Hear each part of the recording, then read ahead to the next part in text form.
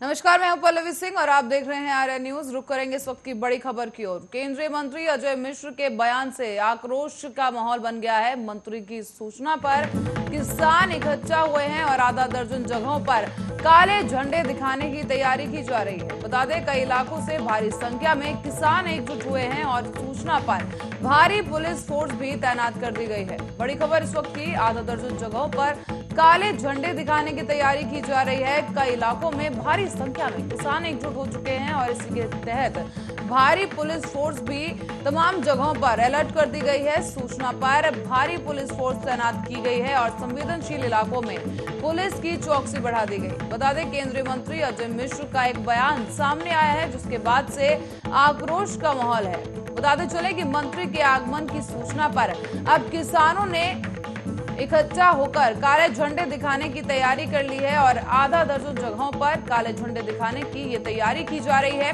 जिसको देखते हुए इसकी सूचना पर पुलिस महकमे में भी हड़कंप मच गया है और इस दौरान पुलिस की एक भारी टुकड़ी जो है ऐसे संवेदनशील इलाकों में तैनात कर दी गई है।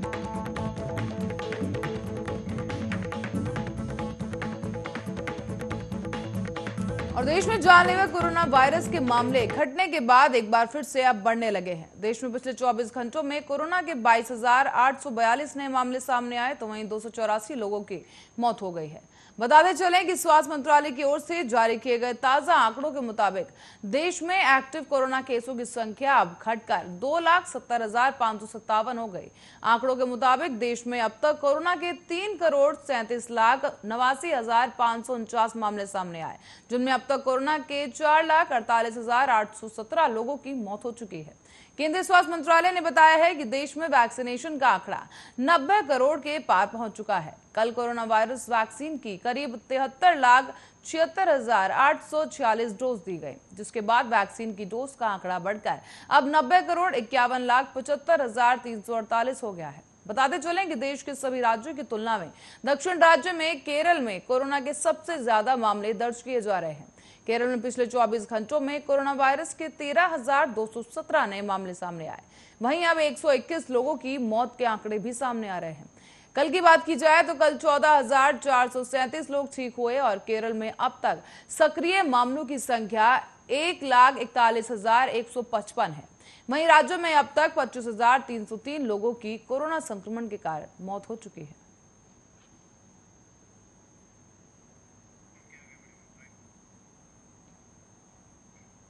और पाकिस्तान लगातार अपने नापाक साजिश को अंजाम देने में लगा है। वहीं सीमावर्ती इलाकों में अशांत करने में ये पाकिस्तान जुट चुका है।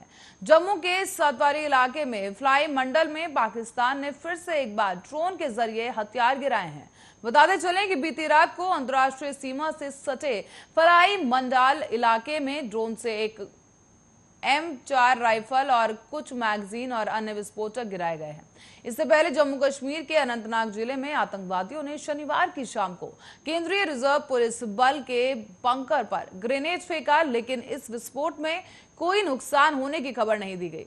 बताते चलें कि पुलिस ने एक अधिकारी ने कहा है कि घटना शाम को लगभग 6:50 पर हुई और आतंकवादियों ने अनंतनाग जिले में केपी मार्ग स्थित CRPF के एक बंकर की तरफ ये ग्रेनेड फेंका है। उन्होंने ये भी बताया कि ग्रेनेड बंकर पर नहीं गिरा और इसके पास फट गया, जिसकी वजह से कोई नुकसान नहीं हुआ। यह हमला ऐसे समय में हुआ जब श्रीनगर में आतंकवादियों ने एक आम नागरिक की गोली मारकर हत्या कर दी। पुलिस के एक अधिकारी ने बताया है कि आतंकवादियों ने माजिद अहमद नाम के एक व्यक्ति को गोली मार दी थी, जिसे गंभीर हालत में SMHS अस्पताल में ले जाया गया, जहां उपचार के दौरान उस शख्स की मौत हो गई है। उन्होंने ये भी बताया कि क्षेत्र की घेराबंदी कर दी गई और हमलावरों की तलाश शुरू कर दी गई है।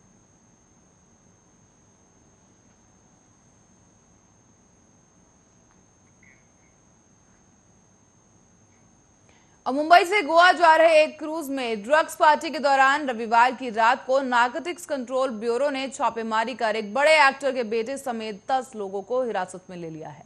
इन सभी से पूछताछ की जा रही है और सूत्रों के मुताबिक एक अधिकारी ने बताया है कि इसमें शामिल लोगों ने अपने पैंट के सिलाई में और महिलाओं के पर्स के हैंडल में, अंडरवेयर की सिलाई वाले हिस्से में और कॉलर की सिलाई में छिपाकर ड्रग्स ले गए थे।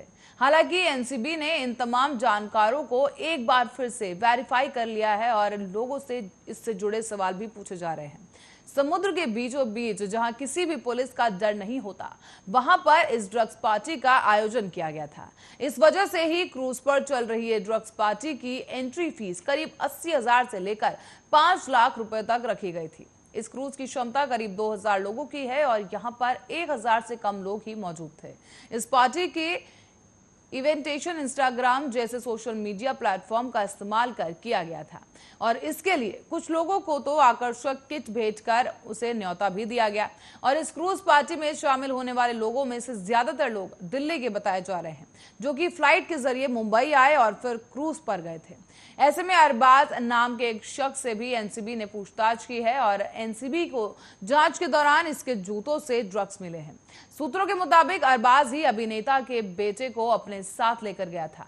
गौरतलब है कि एनसीबी ने अभी तक आधिकारिक रूप से लोगों के नाम का खुलासा नहीं किया है। क्रूज पर जिन लोगों को पकड़ा गया है उन्हें मुंबई अब वापस लाया गया है और अब लीगल कार्रवाई आगे बढ़ाई जाएगी। क्रूज पर यह छापेमारी एनसीबी के जोनल डायरेक्टर समीर वानखेड़े की टीम ने की है।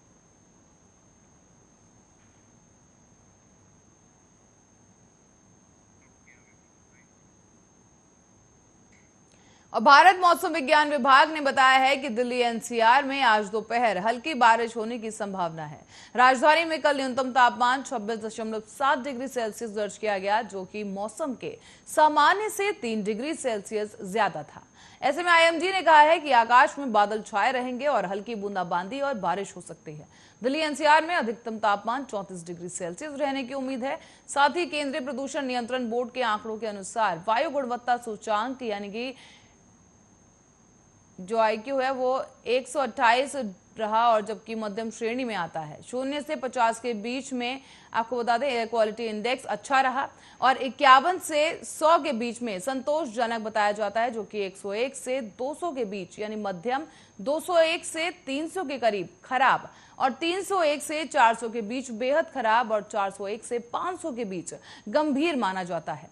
तो वहीं आपको बता दें आईएमडी ने कहा है कि अक्टूबर के दूसरे हफ्ते में मानसून के मध्य प्रदेश से विदा होने की उम्मीद की जा रही है, जो कि मानसून की सामान्य प्रस्थान तिथि से कम 10 दिन आगे है। मध्य प्रदेश में इस बार दक्षिण पश्चिम मानसून 10 जून को आया था और वर्तमान में मध्य प्रदेश के कुछ हिस्सों में हो रही बारिश पर साहा ने कहा है कि ऐसे वातावरण में नमी और कुछ अन्य स्थानीय कारकों के कारण ऐसा हुआ है। साहा ने यह भी बताया कि पिछले 24 घंटों में पश्चिमी मध्य प्रदेश के खंडवा शहर में सबसे अधिक 103 मिलीमीटर की बारिश हुई, जबकि पूर्वी मध्य प्रदेश के सिवनी जिले के पेंच इलाके में सबसे अधिक 6.5 मिलीमीटर बारिश हुई है। ऐसे में मौसम विभाग ने यह भी कहा कि प्रदेश के उत्तरी हिस्से में 3 जिलों में मानसून के दौरान अधिक बारिश हुई। विशेषकर ग्वालियर और चंबल संभाग पिछले महीने बाढ़ से प्रभावित हुए थे। ऐसे में वरिष्ठ मौसम विज्ञानी ने कहा है कि कुल मिलाकर मध्य प्रदेश के 11 जिलों में सामान्य से अधिक बारिश हुई, जबकि 9 जिलों में बारिश से सामान्य कम बारिश हुई है। ऐसे में मध्य प्रदेश के बुंदेलखंड क्षेत्र के दमोह जिले में औसतन करीब 38% कम बारिश दर्ज की गई, जो कि प्रदेश में सबसे कम है। पूर्वी उत्तर प्रदेश की बात करें तो पूर्वी उत्तर प्रदेश, बिहार, उप हिमालयी पश्चिम बंगाल, सिक्किम, पूर्वोत्तर भारत के अलग अलग हिस्से, विदर्भ, मराठवाड़ा, मध्य महाराष्ट्र और तटीय कर्नाटक, दक्षिणी अंतरिय कर्नाटक और तमिलनाडु के कुछ भागों में हल्की से मध्यम बारिश के साथ ही कहीं कहीं भारी बारिश की भी संभावना है।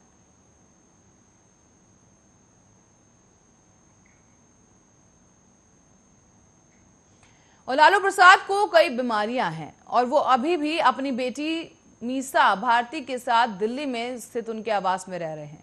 लेकिन बड़े बेटे तेज प्रताप ने यह आरोप लगाया है कि उनके पिता लालू प्रसाद को पटना आने नहीं दिया जा रहा। दिल्ली में बंधक बनाकर लालू प्रसाद को रख लिया गया है। तेज प्रताप यादव पटना में शनिवार को आयोजित हुए एक छात्र जनशक्ति परिषद के परीक्षण शिविर में संबोधन करने गए थे, जहां पर तेज प्रताप ने कहा कि आरजेडी में जो स्थिति है उससे संगठन बढ़ेगा नहीं बल्कि टूट जाएगा। उन्होंने ये भी कहा कि पिताजी अस्वस्थ चल रहे हैं और हम किसी तरह उन पर प्रेशर नहीं बनाना चाहते, लेकिन कुछ लोग राष्ट्रीय अध्यक्ष बनने का सपना देख रहे हैं। ऐसे 4-5 लोग हैं, इनको सभी जानते हैं, किसी का नाम लेने की कोई जरूरत नहीं। पिताजी को जेल से आए साल भर हो गया है और पिताजी को वहीं रोक कर रखा गया है। उन्होंने आगे कहा कि हमने पिताजी से बात की कि पटना चलिए, हम आपके साथ रहेंगे। आप चलकर देखिए कि संगठन में आप रहते थे तो दरबार खुला रहता था, आउट हाउस में बैठकर वो जनता से मिलते थे, लेकिन इन 4-5 लोगों ने क्या किया कि जनता से दूर कर दिया। पिताजी को आने नहीं दिया जा रहा, दिल्ली में उन्हें बंधक बनाकर रख लिया गया है। ये तमाम बातें तेज प्रताप ने कही हैं और जितनी बातें कही हैं उसका मतलब तेजस्वी यादव और मीसा भारती से जोड़कर देखा और समझा जा रहा है।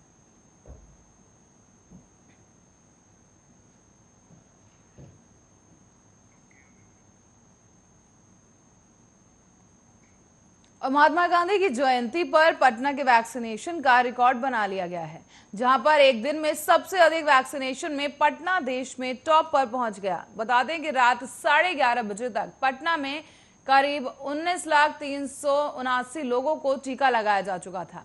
साथ ही पटना में अब तक 50 लाख से अधिक वैक्सीनेशन हो चुका है। ऐसे में 2 अक्टूबर को पटना में मेगा वैक्सीनेशन ड्राइव चलाया गया। बारिश के बावजूद भी सुबह से ही लोगों में टीकाकरण को लेकर भारी उत्साह देखने को मिला है। सेंटर पर वैक्सीन लेने वाले लोगों की भीड़ लगी रही।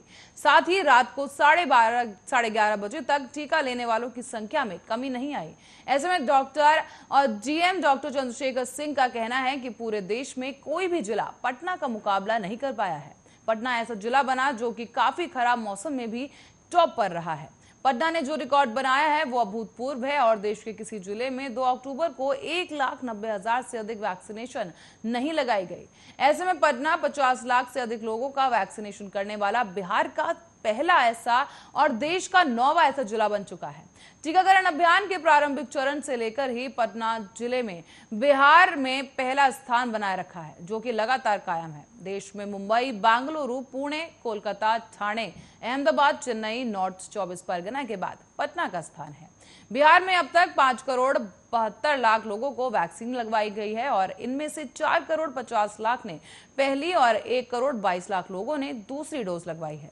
तो वहीं पटना में 50 लाख लोगों को अब तक कोरोना का टीका लगाया जा चुका है। इसमें 32,50,000 को पहली और 17,95,000 लोगों को दूसरी डोज लग चुकी है। बिहार में अगले 6 महीने में 6 करोड़ वैक्सीन का संकल्प लिया गया है और इस मुहिम पर कायम भी रहा जा रहा है।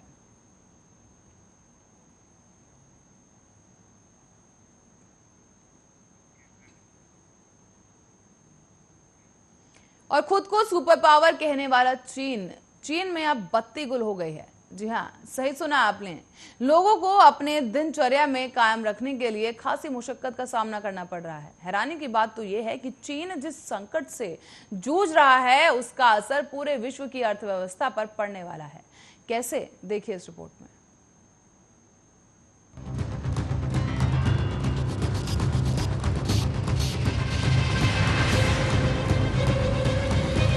चीन के विकास की चमक इन दिनों अंधेरे में डूबी हुई है, क्योंकि चीन में बिजली संकट की वजह से पहले फैक्ट्रियों में कामकाज ठप हुआ और अब लाखों करोड़ों घरों में बिजली न आने से लोग परेशान। इसका सबसे ज्यादा असर चीन के उत्तर और पूर्व के शहरों में पड़ा। चीन के इन इलाकों में ट्रैफिक लाइट, स्ट्रीट लाइट, इमारतों में लगी लिफ्ट और मोबाइल नेटवर्क ठीक से अब काम नहीं कर रहे। चीन अमेरिका के बाद दुनिया की दूसरी सबसे बड़ी अर्थव्यवस्था है और वो खुद को एक सुपर पावर के तौर पर भी देखता है। लेकिन चीन में हो रहे पावर कट ने भविष्य की सुपर पावर की पोल खोल दी।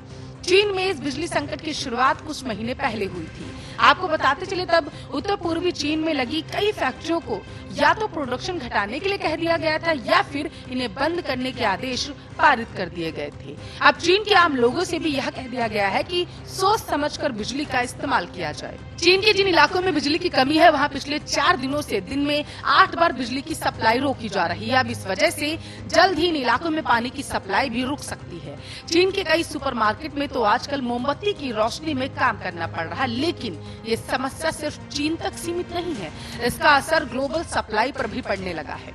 चीन को दुनिया की फैक्ट्री कहा जाता है, लेकिन बिजली संकट की वजह से चीन की फैक्ट्रियों में प्रोडक्शन रुका हुआ है और इससे दुनिया भर की सप्लाई चेन भी अब प्रभावित हो रही है। चीन में इस बिजली संकट के 2 बड़े कारण हैं। पहला ये कि चीन में कोयले की उपलब्धता कम है और इसकी कीमतें बेहद ज्यादा हो गई। इसलिए फैक्ट्रियों और बिजली सप्लाई करने वाली कंपनियां कम मात्रा में कोयला खरीद रही हैं और चीन में आज भी 68% बिजली का उत्पादन कोयले से होता है। चीन को कोयले की सबसे ज्यादा सप्लाई ऑस्ट्रेलिया से होती है, लेकिन चीन और ऑस्ट्रेलिया इन दिनों व्यापार युद्ध में उलझे हुए हैं और चीन ने ऑस्ट्रेलिया से होने वाले कोयले के आयात पर रोक लगा रखी है। दूसरा कारण ये कि चीन ने साल 2030 तक कोयले पर अपनी निर्भरता खत्म करने का लक्ष्य रखा ताकि कार्बन एमिशन को कम करने का लक्ष्य हासिल किया जा सके। इसके लिए वहां कोयले के इस्तेमाल को लेकर सख्त कानून बनाए गए, लेकिन अभी चीन की अर्थव्यवस्था इस स्थिति में नहीं है कि वो कोयले पर अपनी निर्भरता को एकदम से कम कर सके। लेकिन जब चीन की सरकार कोई फैसला लेती है तो वो किसी की नहीं सुनती। चीन सिर्फ पूरी दुनिया में किसी भी तरह से अपनी छवि को चमकाना चाहता है और अपनी छवि को चमकाने के लिए चीन की सरकार ने अपने लाखों करोड़ों नागरिकों को अंधेरे में ढकेल दिया। चीन में अगले साल विंटर ओलंपिक्स का आयोजन होना है और चीन के राष्ट्रपति चाहते हैं कि उससे पहले चीन की हवा एकदम साफ हो जाए। चीन के आसमान में प्रदूषण का कोई नामो निशान ही न रहे, लेकिन समस्या ये कि सर्दियों के दौरान चीन के ज्यादातर इलाकों में जबरदस्त ठंड पड़ती है और पारा 0 से भी नीचे चला जाता है। इसलिए ऐसे इलाकों में घरों और दफ्तरों को गर्म रखने के लिए भी बिजली की जरूरत होती है, लेकिन चीन की सरकार को इन सब से कोई फर्क ही नहीं पड़ता। भविष्य में चीन के लोग या तो ठंड से मरने पर मजबूर होंगे या फिर भूख से मारे जाएंगे, क्योंकि फैक्ट्रियों में प्रोडक्शन बंद होने की वजह से इस साल के आखिरी तक चीन की अर्थव्यवस्था में भी भारी गिरावट की आशंका विशेषज्ञों के द्वारा जताई जा रही है। और अगर ऐसा हुआ तो चीन में बेरोजगारी और भुखमरी दोनों बढ़ जाएंगी। इसका असर दुनिया पर भी पड़ना तय है। पूरी दुनिया में अभी से एल्युमिनियम, टेक्सटाइल, माइक्रोचिप्स और स्टील की कमी होने लगी, क्योंकि इन चीजों की सबसे ज्यादा सप्लाई चीन से होती है।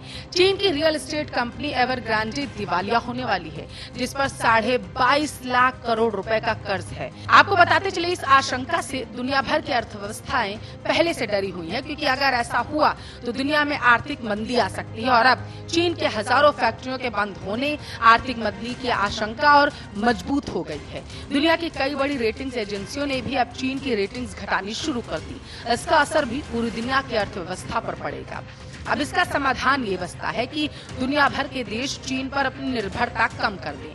भारत जैसे देशों में ज्यादा से ज्यादा फैक्ट्रियां लगाई जाएं और चीन का बहिष्कार किया जाए, ताकि चीन अपने संकट के संक्रमण को पूरी दुनिया में न फैला सके। स्पेशल डेस्क, आर्य न्यूज।